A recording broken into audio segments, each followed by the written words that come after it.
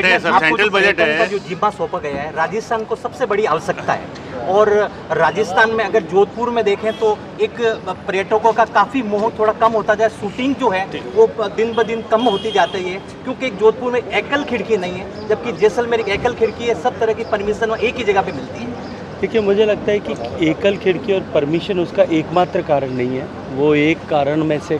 से विभिन्न कारणों में से एक हो सकता है, लेकिन किस तरह से राजस्थान में टूरिज़्म की संभावनाएं बढ़े, डोमेस्टिक और फॉरेन टूरिस्ट जो है इनबाउंड टूरिस्ट दोनों के आने वाली संख्या में इजाफा हो और एक्सपीरियंशियल टूरिज़्म की संभावनाओं को बढ़े, विभिन्न टूरिज़्म की संभावनाओं पर हम किस तरह से इजाफा कर सकते हैं, राज्य की सरकार के साथ बातचीत करके उसे अब आगे बढ़ाने के लिए, सिरे चढ़ाने के लिए काम करेंगे। क्योंकि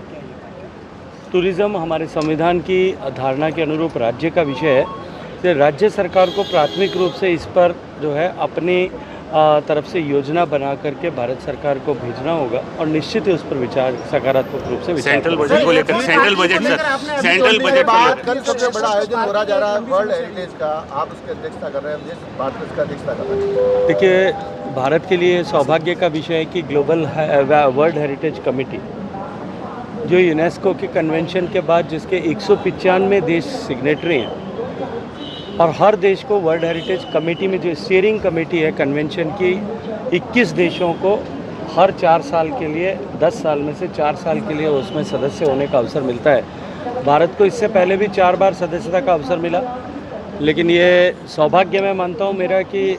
मेरे मंत्री बनने के साथ ही भारत को अध्यक्षता का अवसर भी मिला और अध्यक्षता के अवसर के साथ में आज़ादी के बाद पहली बार भारत में वर्ल्ड हेरिटेज कमेटी की बैठक होना सुनिश्चित हुआ। कि बहुत बड़ी चुनौती थी कि केवल इस 40 दिन के कालखंड में हमें एक बड़ा आयोजन करना था जिसमें देश दुनिया के लगभग 3200 से ज़्यादा प्रतिनिधि होंगे, दुनिया के 165 से ज़्यादा देशों के प्रतिनिधि वहाँ पे उपस्थित होंगे, 30 से ज़्यादा देशों के मंत्री उसमें उपस्थित होंगे, जो टेक्निकल लोग उसमें उपस्थित होंगे और इसके साथ साथ में जो है माननीय प्रधानमंत्री जी और डीजी यूनेस्को दोनों की उपस्थिति में उसका उद्घाटन होगा। और ये आयोजन जो है, ये बैठक 10 दिनों तक चलने वाली है, जिसमें विश्व की धरोहर के रूप में जो मान्यता प्राप्त 1199 साइट्स हैं उनका एक बार वापस रीऑडिट तो हो गई और साथ साथ में विभिन्न देशों ने जो प्रविष्टियाँ इस साल के लिए वर्ल्ड हेरिटेज साइट्स के डिक्लेयर करने के लिए भेजी हैं उन पर भी विचार होगा। भारत के लिए निश्चित रूप से एक तरफ तो ये महत्वपूर्ण इसलिए है कि भारत की प्रविष्टि पर भी इस पर विचार होगा, भारत में एक और नई वर्ल्ड हेरिटेज साइट बनेगी, लेकिन उसके साथ साथ में भारत जिस तरह से अपने विरासत के संरक्षण में,